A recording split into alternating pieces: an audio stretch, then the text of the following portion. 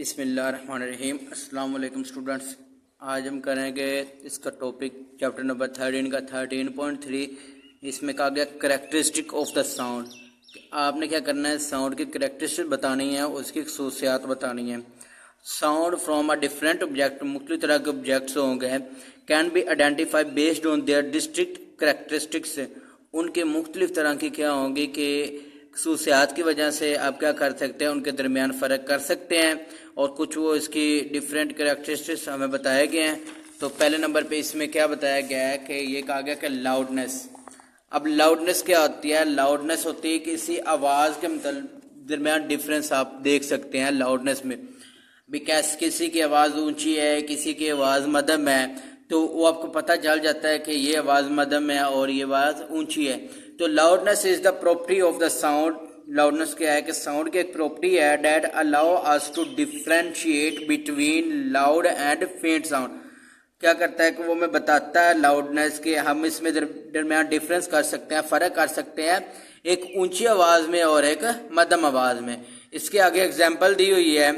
For example, इससे example में क्या होगा? For example when speaking with friends, कि जब हम अपने दोस्तों से बात करेंगे तो उस वक्त क्या होगी कि हमारी आवाज़ जो होगी वो स्लो होगी। उस वक्त हमारी आवाज़ क्या होगी? स्लो होगी। हम ऊंची आवाज़ में उनसे बात नहीं करेंगे।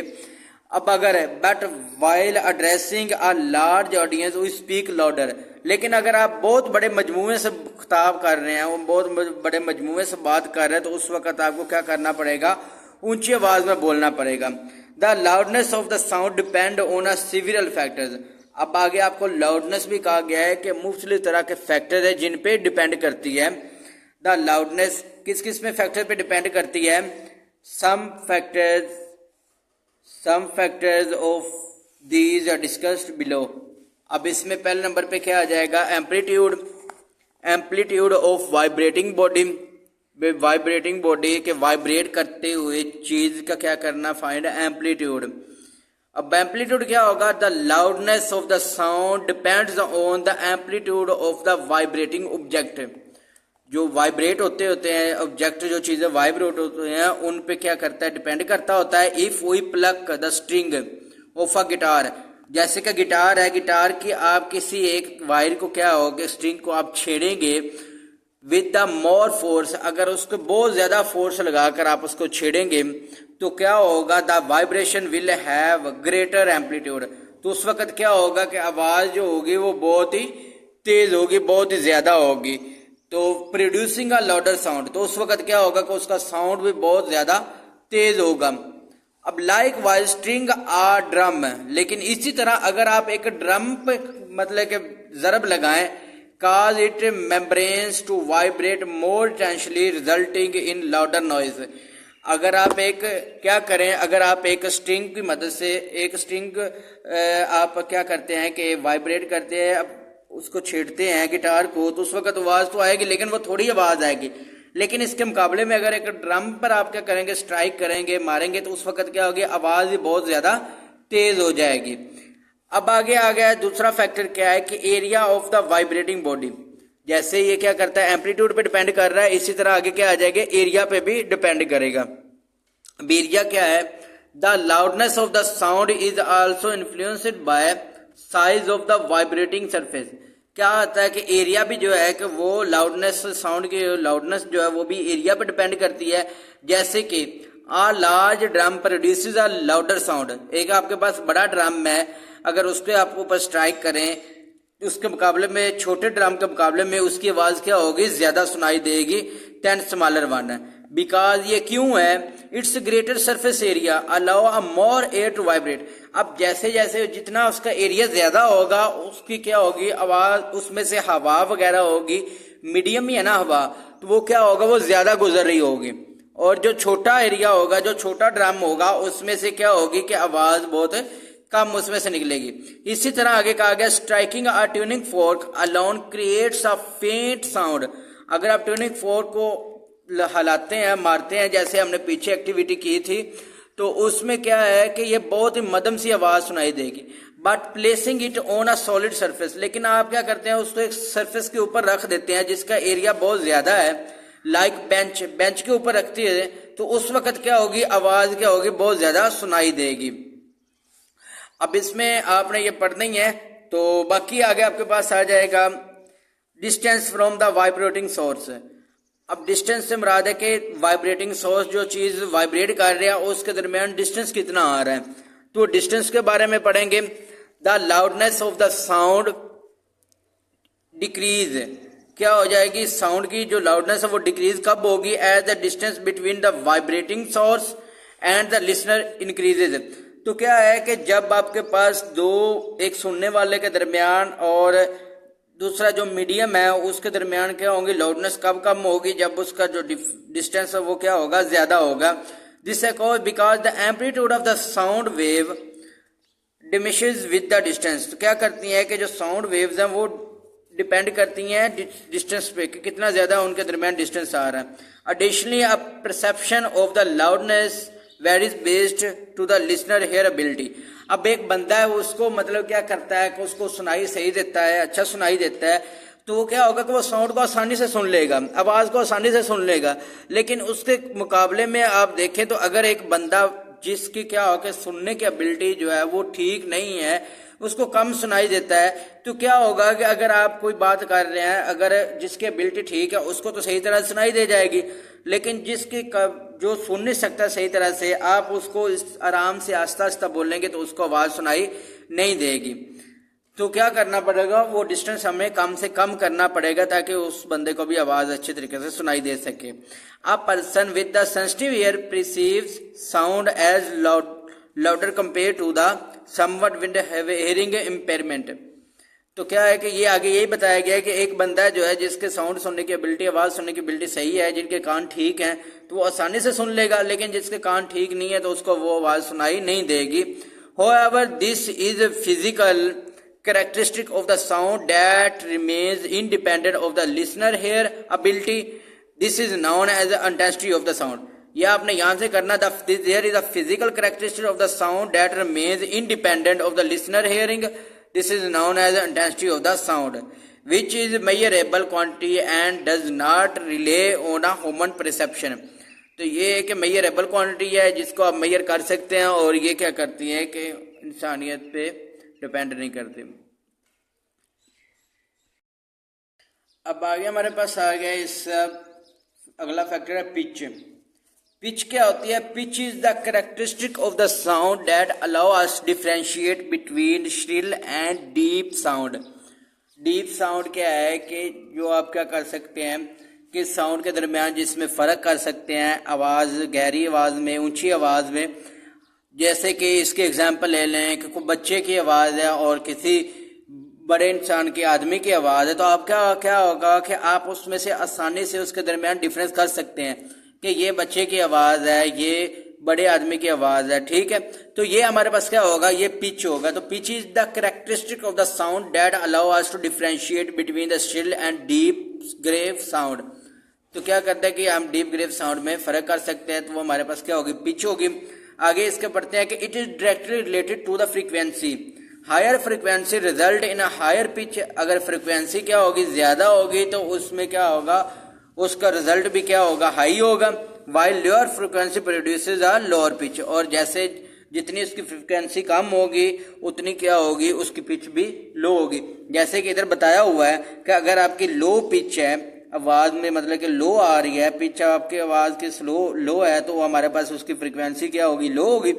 और अगर आप फ्रीक्वेंसी हाई है तो उसकी पिच भी क्या होगी, हाई होगी। ये आपको इधर बनाकर दिया हुआ है। अब आगे इसकी एग्जांपल क्या आ रही है, फॉर एग्जांपल आपके पास आ रही है the voice of the women and children have a higher frequency. जो औरत है और क्या कि बच्चे हैं, उनकी जो आवाज की फ्रीक्वेंसी होती है वो ज्यादा होती है, making them shrill and high pitched. उनको क्या करती है, हाई पिच बनाती है। Whereas the voice of the man have lower frequency. और इसी तरह जो आदमी की आवाज है उसकी क्या होगी, फ्रीक्वेंसी क्या होगी, लो होगी, giving time a deeper and lower pitch. तो उनको क्या क्या देगी, गिविंग टेम लोअर पिच। उनकी क्या होगी, फिर साउंड की पिच क्या होगी, स्लो होगी। इसी तरह आगे the relationship between pitch and frequency represented, ये आपको पहले बता दिया है कि ये आपको रिप्रेजेंट किया कि अगर फ्रीक्वेंसी लो होगी तो उसकी पिच भी लो होगी, और अगर फ्रीक्वेंसी हाई होगी तो उसकी पिच भी क्या होगी, हाई होगी। तो ये आपने इतना करना है। इसमें एक आप ये एग्जाम्पल पर करेंगे और इसके साथ डेफिनेशन करेंगे। आगे आ जाएगा quality of the sound, sound की क्वालिटी कैसी है। तो ये साउंड क्या करता है, क्वालिटी पे डिपेंड करता है कि जिस तरह की क्वालिटी है। The quality of the sound allow us to differentiate between two sounds having the same loudness and pitch. तो क्या करता है, क्वालिटी हमें बताता है कि जिसकी लाउडनेस भी सेम हो और उसकी पिच भी सेम हो, उनके दरमियान डिफरेंस बताता है, तो वो हमारे पास क्या होगी, क्वालिटी ऑफ द साउंड। अब आगे क्या आ रहा है कि the distinct quality arises due to the unique wave form. अब आपको ये बताया गया, पीछे आपको पिच में ये कहा गया है कि जो कि बच्चों की और औरतों की आवाज की पिच क्या होगी, जिनकी फ्रीक्वेंसी क्या होगी वो ज्यादा होगी, तो उनकी पिच भी क्या होगी, हाई होगी। अब देखें, अगर हम उन दोनों के दरमियान डिफरेंस लेंगे तो उसको क्या कहेंगे, क्वालिटी ऑफ साउंड। बच्चों की और क्या होगी कि औरतों की, जो वुमेन की है, कि आप उनके दरमियान उनकी पिच के बारे में पढ़ेंगे, डिफरेंस करेंगे, तो वो आपके पास क्या होगी, क्वालिटी ऑफ साउंड होगी। तो the distinct quality arises due to the unique wave form produced by each sound source. क्या हर एक साउंड सोर्स में से डिफरेंट तरह की क्या होगी, उसकी आवाज आएगी। जैसे कि फॉर एग्जांपल एक वायलिन है, a violin, trumpet, flute and obey each generate distinctive waveform। क्या होगा कि एक वायलिन है, एक आप पियानो कह लें, एक आपके पास गिटार आ जाए, उसके बाद एक बांसुरी आ जाए, तो उनकी क्या होगी, एक ओबे आ जाए, उनकी क्या होगी कि जब उनमें आवाज जनरेट होगी तो उनकी अपनी एक डिफरेंस, अपनी एक खास आवाज होगी। अब ये तो नहीं कि जो वायलिन की आवाज आ रही है वही आपके फ्लूट की आवाज आ जाए, वही बांसुरी की आवाज आ जाए, ये तो नहीं ना होगा। अब यहाँ पर देखें, जो वायलिन की आवाज आ रही है वो आपके पास इस तरीके से उन्होंने बनाकर ग्राफ दिखाया हुआ है। जो ट्रम्पेट की आ रही है वो आपको मुख्तलिफ इस तरह से बनाकर ग्राफ दिखाया हुआ कि देखें इसमें से कितना डिफरेंस आ रहा है। इस तरह फ्लूइड की आवाज जो वो इस तरीके से आ रही है, ग्राफ के अंदर शो हो रही है। ऑसिलोस्कोप यूज किया, उसके जरिए आपको क्या करेगा, इसमें से आवाज का पता चलेगा, ग्राफ बनाकर दिया हुआ है। और बे जो है, बे में क्या होगा, एक इंस्ट्रूमेंट है, उसमें भी क्या होगा कि आपकी आवाज के पीछे इस तरीके से सुनाई, मुख्तलिफ तरह के उसके ग्राफ बनेगा। तो इसमें क्या बताने का मकसद ये है कि इसमें हर एक जो आपके पास होगा साउंड, हर एक जो आपके पास मीडियम होगा, उसकी अपनी एक मुख्तलिफ तरह की आवाज होगी। आगे कहा गया कि एज लिस्टेड, ये आपको बताया हुआ है, the oscilloscope traces of these instrument show different shapes. क्योंकि इन जो आपके पास ऑसिलोस्कोप दिखाता है कि इनकी जो है वो शेप क्या वो डिफरेंट है, with varying levels of complexity and harmonics. The violin has a rich complex waveform while the flute produces a simpler more regular waveform। क्या है कि जो वायलिन है उसकी क्या होगी, ज्यादा कम्प्लेक्स वेवफॉर्म होगी, और जो आपके पास वायलिन है उसकी क्या होगी, फ्लूट क्या होती है, फ्लूट होती है कि बांसुरी, produces a simplest more regular waveform। The trumpet of obey each exhibit their own unique oscillation patterns। तो क्या है कि जो ओबे है वो भी अपना एक अलग ही तरह का पैटर्न शो करेगा।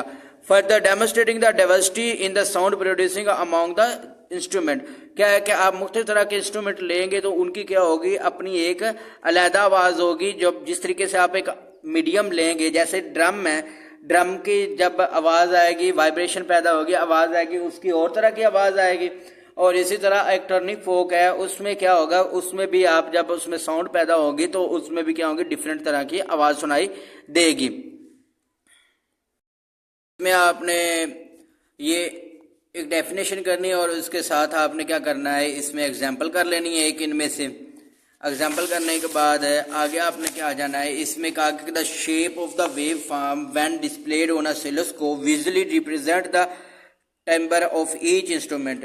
हर एक इंस्ट्रूमेंट के क्या करेंगे, जब ऑसिलोस्कोप में रखेंगे, ऑसिलोस्कोप की मदद से देखेंगे तो हर एक का क्या करेगा, अलग अलग टेम्पर बनाएगा, हर एक का नक्शा अलग अलग से बनाएगा। The difference of wave form structure are a key to understanding how different sound sources can produce sound wave with varying qualities. तो क्या होगा कि इससे आपको पता चल जाएगा, जैसे जिस तरीके से उनकी क्या होंगी कि डिफरेंट तरह की मीडियम होगा, उसी तरह उनकी लाउडनेस जो पिच वगैरह वो भी क्या होगी, डिफरेंट होगी, जो भी आप सोर्स यूज़ करेंगे। अब आगे आपके पास आ जाएगा, इसमें आप यहाँ से कर लें, यहाँ से लेकर कर लें आगे, ये अपनी वर्डिंग में पढ़ लें। अब इसमें क्या आ रहा है आगे, म्यूजिकल एंड साउंड नॉइस।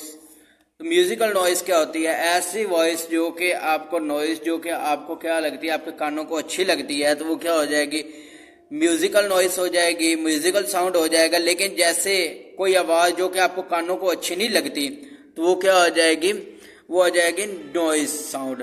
उसको क्या कहेंगे, नॉइस साउंड कहेंगे। इसमें ये आपकी डेफिनेशन है, musical instrument like guitar, violin, recorder and drum produces a sound with control pitch, जिनकी पिच क्या है कि कंट्रोल है, and quality which are pleasant to ear, और उनकी जो क्वालिटी है वो क्या आपको सुनने में अच्छी लग रही है। Such sound are called musical sound, इस तरह के साउंड को क्या कहेंगे, म्यूजिकल साउंड। अब इसी तरह आगे, some sound like traffic noise, door slamming and machinery are harsh and unpleasant, these are classified as a noise. अब नॉइस क्या होगी, जैसे कि ऐसी आवाज़ें जो कि आपके कानों को अच्छी नहीं लगती, तो वो क्या हो जाएगी, वो उनको क्या कहेंगे, नॉइस कहेंगे। जैसे कि दरवाजे की आवाज़ है, उसके बाद ट्रैफिक की आवाज़ है और मशीनरी की आवाज़ है, तो वो आपके कानों को क्या करेगी, अच्छी नहीं लगेगी, तो उसको क्या कहेंगे, नॉइस कहेंगे। अब क्या आगे आ जाएगा, effect of a noise pollution. Noise pollution का क्या इफेक्ट है, क्या असर है। Excessive noise from the industrial, ये आपके कहा गया है कि effect of the noise of pollution, कि जो पोल्यूशन है, नॉइस पोल्यूशन है, उसका हम पर क्या असर अंदाज होता है, सेहत पर क्या असर अंदाज होती है। Excessive noise from the industrial machinery, vehicle, horns, alarms and construction work can lead stressed. तो क्या होगा कि ये जो आपके पास बहुत ज्यादा नॉइस होगी, इस वजह से क्या होगी, स्ट्रेस पैदा होगी, लैक ऑफ कंसंट्रेशन, तो आप क्या कर सके, कंसंट्रेट नहीं कर पाएंगे। अगर आप स्टडी कर रहे हैं तो स्टडी में कंसंट्रेट नहीं कर पाएंगे, कोई काम कर रहे हैं तो ये आवाज़ की वजह से वो क्या होगा कि आप में एक स्ट्रेस सी पैदा हो जाएगी, जो कि आपको क्या करेगी, बहुत जल्द थका देगी। Hearing loss, sleep disturbance, aggression and hypertension, तो इसकी वजह से क्या होगा कि टेंशन से पैदा हो जाएगी, आपको डिस्टर्बेंस पैदा होगी, आप स्लीप नहीं कर पाएंगे। तो ये आपके पास क्या आ जाएगा, इफेक्ट ऑफ नॉइज पोल्यूशन है। अब आगे कहा गया है कि कैसे इसको कंट्रोल कर सकते हैं, controlling noise pollution. Noise pollution को कैसे कंट्रोल कर सकता, the recommended safe noise level, ये आपके पास एमसीक्यूज भी आ सकता है। Safe noise level is 85 to 90 decibel for a maximum of 8 hours work day. तो जो नॉइज लेवल है वो आपके पास क्या ना 85 से लेकर 19 डेसिबल तक ज्यादा से ज्यादा होना चाहिए 8 घंटों के अंदर। Noise pollution can be reduce, किस तरीके से कम की जा सकती है, ये आपके पास फैक्टर्स दिए हुए हैं जिन तरीके से आप क्या कर सकते हैं, नॉइज पोल्यूशन को कम कर सकते हैं। अब इसमें कहा गया कि using quieter eco friendly machinery, क्या है कि जिसकी आवाज कम आए, इको फ्रेंडली कहा गया है कि जिसकी आवाज कम हो, इस तरीके से मशीनरी, इस तरीके की मशीनरी यूज करें। इंस्टॉलिंग साउंड बैरियर, इसके क्या करेंगे, साउंड बैरियर लगाएं। उसके बाद वेयरिंग हेयरिंग प्रोटेक्शन डिवाइसेस, और क्या कह रहे हैं, वेयरिंग और हेयरिंग कि सुनने वाली, जो सुनने के लिए जो प्रोटेक्शन के वाली डिवाइसेस है वो वाली यूज करें। ट्री प्लांटेशन, और क्या करें कि हम ज्यादा से ज्यादा पौधे लगाएं। By controlling noise pollution we can create a healthier environment. अगर आप नॉइज को कंट्रोल कर लेंगे तो उससे क्या करेंगे, हम एक हेल्थी एनवायरनमेंट बना सकते हैं। तो ये आज का टॉपिक कंप्लीट हो गया। अब नेक्स्ट इंशाल्लाह हम अगला टॉपिक करेंगे इसका 13.4।